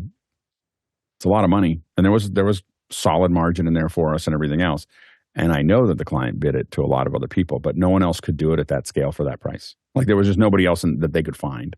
And I knew that was going to be the case because I knew where I sat in. But most importantly, I knew where I sat in the food chain. Like I knew, and I wasn't trying to overbuild what I could do. I wasn't saying I'm going to bring a bunch of broadcast trucks in, and but I also wasn't trying to. I think the mistake a lot of people make is try to make it really cheap because that's what they think the client wants. But oftentimes the client, I lost a job. I lost a client that was doing, 4 or 5 videos a week with us, and they went to a company that charged 3 times more than we did. But they had a shiny place to go, and they had, there was a place to have, and they made you cocktails, and stuff like that, and to do the videos. And they were a lot more expensive to do those videos. And I realized that was a really big eye opener for me, was that it wasn't about the money. The money, it's about value. And I think someone mentioned this in the thing. It was about what is the value that they're getting. Even though we were charging less, we were not giving them the value. And again, we may not think that that's valuable, but they did. And so this gets into really when you're having a conversation with a client, what you're looking for. And I talk about this all the time, but action will occur when possibility is greater than circumstance. What is the possibility? Not for you, not what you think is the possibility. What do they think is the possibility? And what is the circumstance? Not what you think the circumstance is, but what they think the circumstance is. And I think that oftentimes people listen to their own internal dialogue about what's important and what's not important when they're building these bids, and they're not paying attention to what the client thinks is important. And so it's just a really important thing to think about as you build these.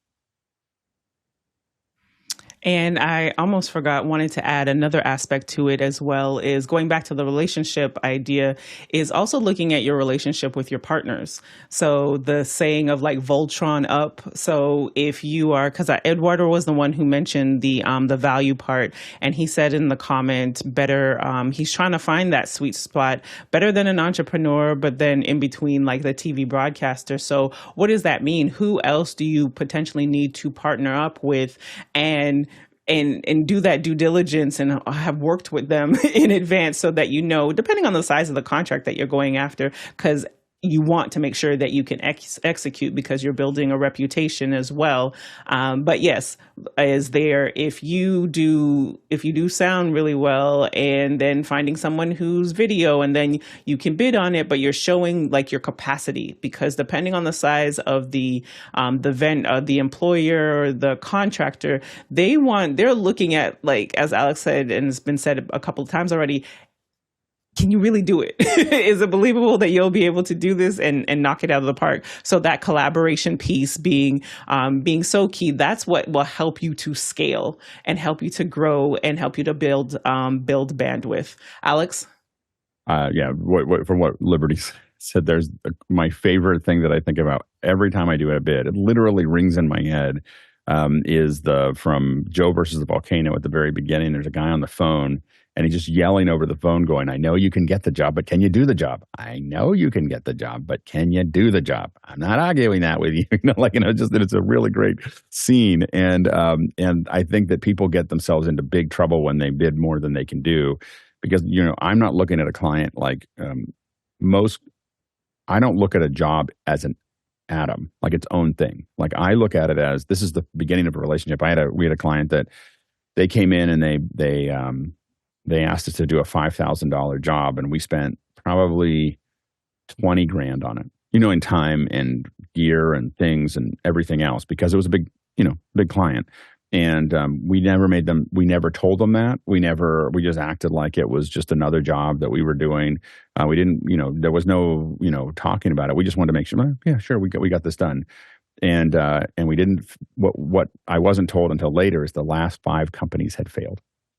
Like that, to do the same thing, because they didn't put that time into it. And then we proceeded to do about, over the next couple of years, we probably did somewhere between $15 and $20 million for that company. It was, but it didn't start that way. It started with $5,000 jobs and $6,000 jobs. And so you have to look at the company and you have to look at, is this something that fits on the path of what you want to do to make those bids, but really take, and then what I will say more to what Liberty was talking about with bids is, part of it is knowing that you can do the job in the sense that you have a network. It's not going to just be you. You have a network of people. Now, what I did when I had to suddenly arc, we had a point where we were that company, where we were going like a little company, and then suddenly we just hockey sticked up. And because I had spent years training people in Pixel Core, as our training program, I was able to absorb that and hire lots of people that I already knew.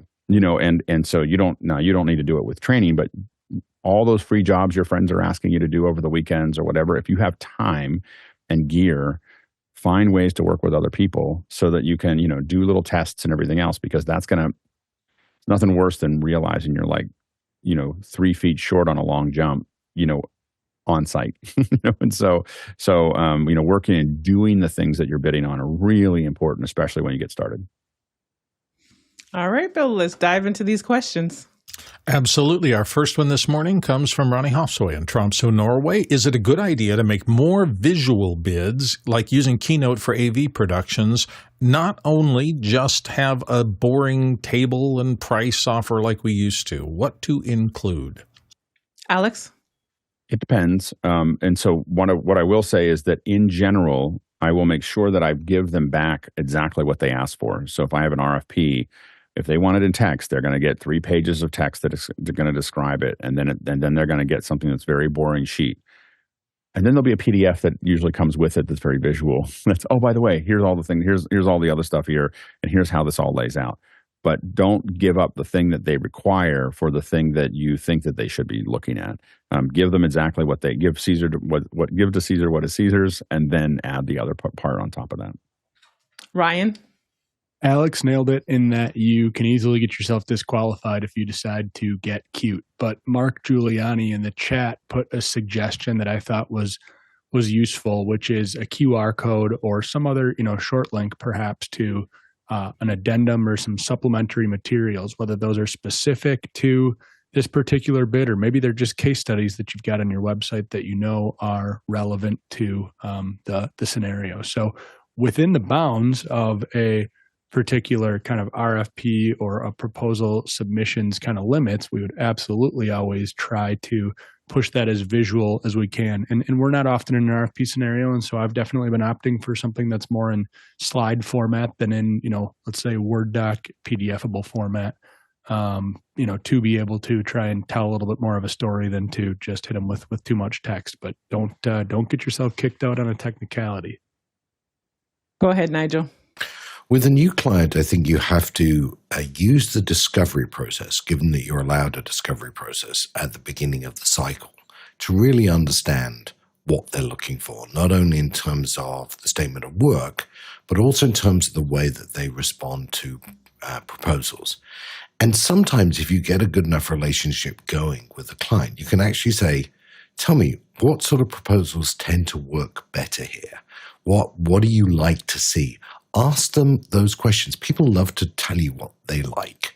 So ask them, find out about that, find out what's been successful, what's worked and what hasn't. You may not get those opportunities, but if you do, take them. And then balance that with what you as a brand or your business as a brand believes is the right thing that talks to you. If you are the biggest luxury seller of luxury items in the world, you put your little thing in a fancy box. Because that says something about your little thing that it comes in a fancy box. If you are the cheap and cheerful retailer that sells by the dozen or the gross, then you put them on metal shelves. The vehicles that you pick to communicate your content in will say as much about you. And it's better if it can line up with what the successful criteria for a bid might be. But be very conscious of the message you are sending about you and your business. And Bill. These days for us, and this is my world, what closes for us is always creative. And we've learned to comp creative brilliantly, I think. And I say that only because we managed to close about 80% of our creative pitches and have it turn into something. At that point, the bid is going to become important. But at least in the kind of video work I do, if you can't get them really excited by showing them something similar to what they want and get them engaged in that, then you're just another vendor potential, and your money is going to matter and the rest of that. If they really get excited by the creative and say, man, this is a great approach, it really could work, they will find money to execute it if they're really excited about it. So that's been different for us. We've gone away from thinking of the bid as the numbers and thinking of the bid as the creative and then working out the numbers later. But that's just how we do it. Next question. Roscoe Jones, Madison, Indiana. Do you ever change your bid presentation for the level or type of management you're meeting with? Less details the higher you go. Ryan? I sell technology projects, technology tools, and so absolutely need to adjust that messaging, right? If you're selling into the technology function of an organization, they've got a lot different questions generally, right? Related to cybersecurity, related to performance, related to, a cloud versus on-premise disposition. When you're talking to senior leaders, they're wanting generally to understand a different set of things like, how are we going to ensure adoption and ensure that, I don't have an upheaval to deal with? How are we going to ensure that from a investment perspective, we're getting the return that we're hoping to? So you just, I think, need to probably more so focus on what the intrinsic motivations are of the individuals that you're kind of speaking to at any point in time, more so than thinking about just stripping out detail. Nigel? Yeah, I think that's exactly right. I would be very careful with an assumption that says that people higher up aren't interested in detail. And unless you really know that person well, that could be a very dangerous assumption to take. And of course, if you're actually doing a pitch to a person you've never met before, that's one of the hardest things to do. And if you do, then for heaven's sake, start that presentation by asking questions, by getting to know the person, even if casually. There's nothing worse than going into a cold room. Find out whether they are actually the decision maker or someone referenced to the decision maker. And just find a way of being as flexible as you can. Of course, there is a sort of typical approach that the higher you get up, the more interested they are in the strategy and the vision of what you're doing and where you're going. But that doesn't mean they're not interested in detail. And if you don't have the right level of detail for that leader, it can come across as quite patronizing. Go ahead, Alex. Yeah, the one of the things that we worry about oftentimes is how much time does that person have to talk to us as well. So a lot of times you may have a lot of detail, and what you're trying to take out is not so much. A lot of times I'll have a slide deck that's 40 slides, 60 slides long. There's 12 that I'm going to show to that executive. So I'm going to walk through those things and mention them things. There's nothing better than them asking for, well, what about this? And you go, oh yeah, let me go to slide 24. And it just shows them like how deep the water is. Like I let me show you something there. Or again, this is super valuable for me. And because I sit there and draw diagrams and so on and so forth to make that work. The other thing to know is that there's an attempt oftentimes, and I made this attempt early on, is that you think about a pyramid and you think, how do I get up here to the decision makers? Really dangerous place to live up here, because if they make a decision that they don't like you or they don't think that this is a good idea, you've now wiped out that whole company. A lot of times you'll find that getting down here and slowly percolating up over time is a way better solution for you than trying to start at the top. The last thing I'd say when it comes to doing presentations, we talked about this a little on the last one, I had a probably 35 years ago. I met this guy, and he had like beat up jeans and shirts. And he goes, and I was asking him during the week, I was in this course with him, and he's like, "Oh, I make boats." Like he was just talking about it. And then he started talking about a stereo system. And I realized the stereo system at home is like an $80,000 stereo system. It's like a Nigel stereo system, not what Nigel sells people, not like the kind of stereo system. I was really excited that I had Polk and Onkyo. He was not, that was not what he did. Anyway, so I said, "What kind of boats do you make?" And he goes, yachts. He took us a moment, and he builds yachts. His company builds yachts for people in New England. And I said, "How do you sell someone a boat?" He goes, "Oh, I don't sell boats." He said, "I sell dreams." And he said, and he goes, "And to make a good dream, I just got to know what you're dreaming, what you're thinking, what's important to you." And then I show it to you. And again, it comes back to when you're in that meeting, what you're trying to suss out as fast as you can. And like, for instance, if I'm in an executive meeting, most of the executives I work on, they have a Wikipedia page, they have their bio, they have history, they have LinkedIn's, and I will read everything about them. Like I will read everything about the person that I'm meeting with as it goes. If there's a lot of information about them, and I will I'll look at things that tie me back, something that I know that is in their history. That I know a lot about, and I'll use it as a little like in the bid process. I'll use that as an example because I know that that'll mean something to them. And so I do make adjustments to that to make it more personal for the folks that I'm talking to, not in a kind of an overly, just like little examples and little images and so on and so forth that'll catch on to that. It helps a lot. We had this conversation a couple weeks back when we were talking about personas. And this is essentially similarly understanding what kind of management you're going to deal with. As Alex had just said, doing your due diligence and research in advance. But what we've also found is just even sending the materials in advance. Sometimes they like that. So that then when you're actually sitting down and having the conversation, one, they've already digested it. We were working with an EVP last year, and that was the thing of like send it in advance so that you're not actually spending that time talking about the documents, that you're actually having dialogue and conversation and just flushing out elements. So being proactive and just saying, I'd like to send you in advance, or just knowing, because as Nigel said, it's not that they don't want the details. It's just the type of conversation that you have at that level. Nigel? Yeah, and so the last element of this is be willing to rehearse your presentations. And, the old Carnegie Hall, practice, practice, practice. When we have a really important presentation to do, we role play. And we go, okay, you play the customer, you play a difficult customer, you play someone who's technical, non-technical.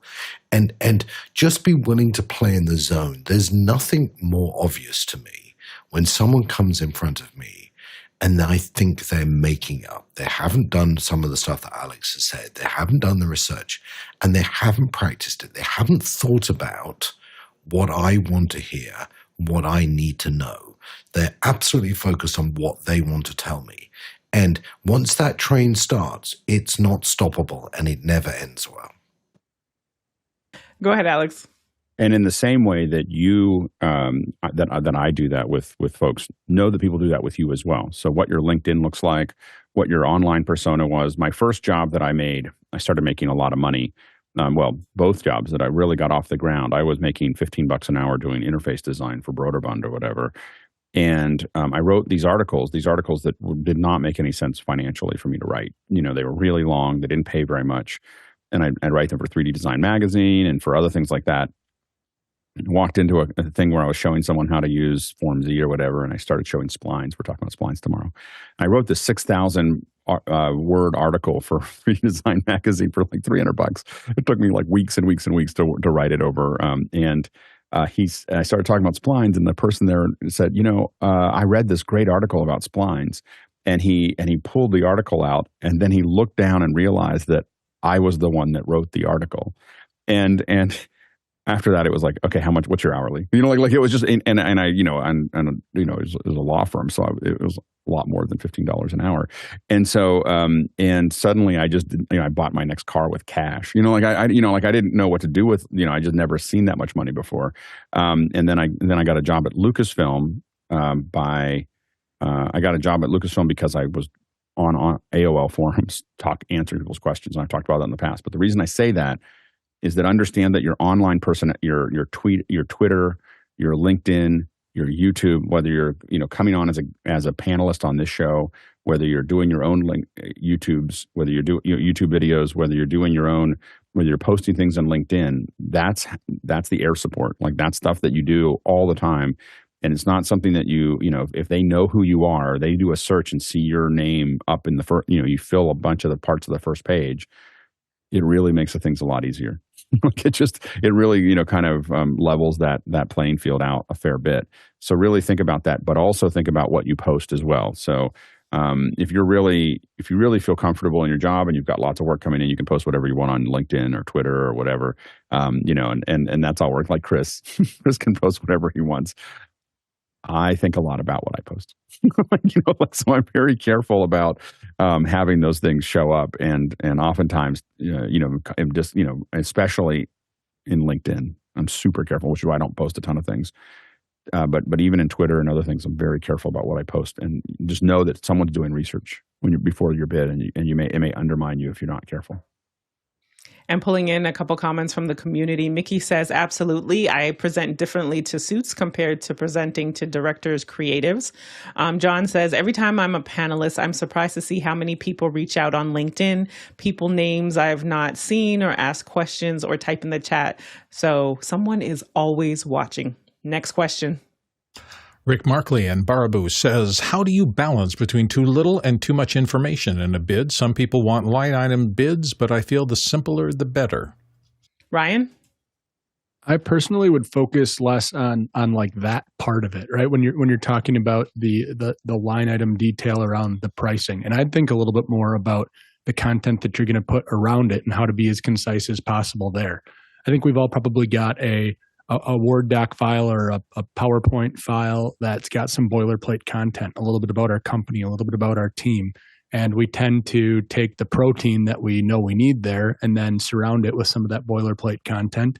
And it's useful to have if we've got a brand new organization that's never worked with us before, and we can use that to give them a little bit of context, but we really need to be careful, I think, and minimize that so that the protein density remains high. And then when it comes to that line item detail, like include what needs to be included there, what's being asked. Like definitely don't strip out what's important there. But I would think that's a small component, a small percentage of the overall material you are providing anyway. Bill? For me, it was tiers. I told you before I had a quote that didn't have a lot of detail and really had the bottom line number, and I wanted them to see that first because they'll know if I'm in the range and I'm correct. But I also had the production estimate that had everything line by line, and I'll never forget I was in a meeting once, and they said, well, let me pass it by finance, and it came back, and I talked to the guy in finance, and he said, first, I thought you were nuts. And he said, because your columns weren't adding up. But then I realized the asterisk meant that you were adding a 6% contingency for post and a 4% contingency and then everything added up. And it just caused me that, a lot of people will not read every detail, but there are people whose job it is to watch things like the budgets, and they will look through every number you have and every asterisk, and it has to make sense to them as well. So you're truly talking to different people, and you have to talk to them differently, and you have to be ready to answer their questions as well as you answer the questions to the other people that might be important. Alex? Yeah, and note that the more detail you add, oftentimes, the more it actually makes it harder for you to adjust to the client, so adjust to the show. So when you have a ton of line items, depending on how the client works, it can be very hard for you to add things, change things, move things around, save money in one place and spend it somewhere else, And so, and a lot of times, it depends on who you're bidding to. So in Hollywood, it's very normal to bid low and then just keep on incrementing throughout the entire show. So, you say something's $40,000 and then it ends up being $90,000 because they wanted you to bid. Everyone's doing the same thing and they just expect you to be adding overages as they go. In corporate, they do not like that at all. Like, that is, they have to go back and make requests and everything else. And it is a big deal. And you're way better off coming in under. Like, they'll go, hey, that's great. And a lot of times what they'll say is, can we make that a credit? Make sure that you keep that money. Like, don't just spend it somewhere else, because they'll come back and go, we have an $80,000 credit. But a lot of times what they is you're better off bidding very conservatively with a partner And then if you're going to give them a discount, say, hey, we actually came in here, and usually have that conversation with them and say, we're coming in, but you always want to come in under adding, unless they add something really crazy. There's nothing better than you adding little things. Oh, can we do this? Can we do that? And you just kind of blend it into what you're doing, as opposed to them having to come up and make that decision and get approvals and everything else. So really think about, what that itemization can make it actually much harder for you to do that. If they're gonna go after that. Think about packaging. Like we would have things like our travel was based on averages. Like I would just say, this is, then they'd say, well, are you going to give us the receipt? I said, no, I'm not going to give you the receipt because it's based on averages. And they said, what do you mean? I said, I got people flying all over the world all the time. This is for Pixel Core. I have people flying all over the world. I don't know where they're going to come from. They may show up. I might fly them to LA from San Francisco, but I might be flying them in from Tokyo. I can't give you a line item. I can just tell you how much what our average is when it comes in. And so anyway, those are the kind of things that you have to kind of think about, is how do you group things and how do you average things out, as opposed to how do you try to get them down to, every receipt. And Mark also said we're on the same wavelength. Mark says, always write specifically around the RFP. The reviewers have too many to read to include boilerplate. Since this is about the line items, if there's a cost analysis in that RFP or in that documentation, make sure you follow that. Again, that's the quickest way that they will discount you. Nigel? Two things. First of all, separate out the amount of detail you need to price this bid correctly from the amount of detail that you then share with the client. What lots of people do is they do all the work to get the bid profitable, and then they're desperate to show their homework to the client. So they then forward that on, and we've discussed reasons why that's a bad idea. They may be two completely different things, but they both need doing. The second thing is, in the construction industry a lot, you see people ask for change fees.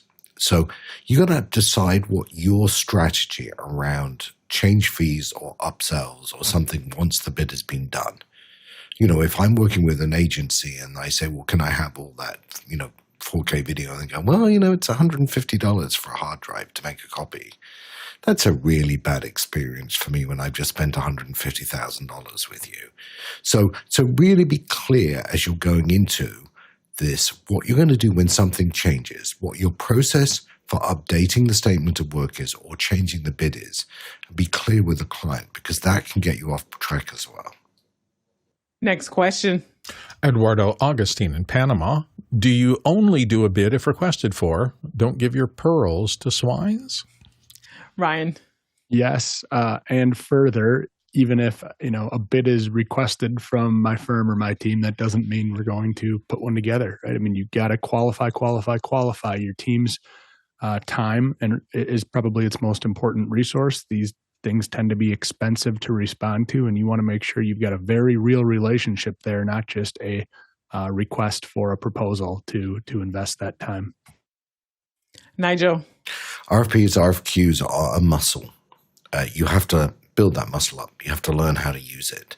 When you're early on, it's worth responding to things just to get the experience and build up the speed and the tools to know how to do that. But beware, okay? The package, you send that in. If it's a luxury thing, put it in a luxury box. If it's a cheap and cheerful thing, put it on the shelf. Beware you're setting a tone, because you don't know where that proposal is going next. Next question. Next one comes from Mark Giuliani in Washington, D.C. What's the best way to present your material when 20 or more hard copies are requested? 3-ring binders or GBC style? Nigel? It depends on the client. It depends on the bid. It depends on the size. If this is a multi-billion-dollar government bid, you will put it in a fancy binder. You'll give them a free iPad. You'll do all sorts of stuff. If it's a generally mid-price bid, what I would do and what we typically do is we go to FedEx or one of those print shops and just get them to ring bind them.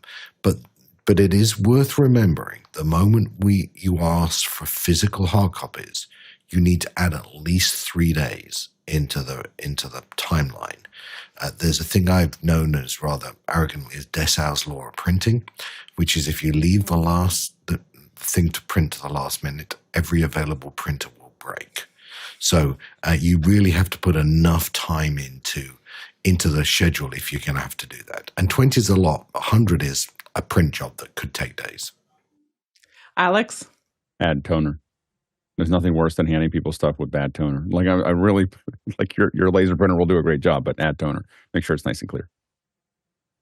Next question. Gordon Lake, Los Angeles, California, up next. If you will be forced to work on a project with other companies you're not familiar with, how does this affect your bid? Go ahead, Ryan. I always think when we're talking about technology or talking about AV production, that construction is an industry that we should kind of look to for inspiration because they've been kind of maturing this process for the longest. They've got a general contractor and they've got specialty contractors or subcontractors that work underneath them. And so there is rarely a project where there are not a number of organizations collaborating to get a job done. And you cannot expect that you've worked with every single one prior. For us, in a technology capacity, helping a construction company, we've got a risk management form that we fill out before we send in a bid for our own internal review. And we note exactly how many external vendors we're going to be working with and what our experience with them has been in the past so that we can factor that in. It's certainly a complexity that needs to be dealt with, but not something that to me would disqualify the project from something that I want to put my team's time and attention against. Go ahead, Alex. The main thing is to be careful of knowing where the bounding boxes are. So what are you doing and what are you accountable for? And it's the people upstream and downstream from you that you want to be careful of. The people that are upstream from you, that's the one you have to be most careful of. How are they supplying you things? Because if you're good at what you do, you'll deliver downstream pretty well. The people that are upstream, you want to make sure that you kind of know who that is and you have some interaction with them. But I will say that the other thing to be is if you get the bid, if you're going into it and they haven't made decisions, do be assertive and put your friends in. And what I mean by that is, hey, have you picked someone to do the cameras? Because I know some good people. Do you have some and you're basically filling that gap with the people, even if they're not hiring you to do it. You don't have to do everything for everyone, but you can suggest if you're doing one part of it, you suggest other people that you've worked with that will do a good job and make you look good. It's going to be a much more cohesive show no matter what. There are cases where someone's supplying me things that I will charge more if you do an external vendor. So I had a client that said, can you do all the green screen keying for us? And I said, sure, it'll be $25,000. And they said, well, what if we have somebody else do it? And I said, well, then the keying will be $32,000. And they're like, how did it go up? And I was like, because I shoot the footage in a way that I can key it quickly and they will not. I guarantee. And they said, you don't even know who it is. I'm like, everyone will not. So it's because we have a refined pipeline, and so you just have to decide how critical they are in the upstream before you get into it, because they can really ruin you. Like a company upstream from you doing a bad job can really cause a lot of trouble because you're boxed in to a delivery, and if they give you a bunch of junk, then you're going to lose money. Well, there we have it. Another great show. Thank you so much, producers, for all of your questions. The chat was just all the commentary taking place there. To our panelists for your insights and your feedback. And of course, our back-end team, our production team, for without which we would not be streaming live right now. And let's see, the Talak Traversal, we have gone 41,000 miles. That's 66,000 kilometers. That's 325 million bananas for scale. And to find out what's happening for the rest of the week, head over to officehours.global. Thanks so much. We'll see you in after hours. Bye. I got to go work on a bid. That's exactly the timing was perfect. I got a call this morning, so this was like, oh wait, remember this, remember that. So yes, This was good. Yeah, it's good. Thanks, Ryan. It's great to see you. Thank you, Liberty. Very good to see you guys. We forgot to say that it's really important to have your kit set up when you do the bids too. That part, yes. Yeah. Don't go in. Bye, y'all. See you.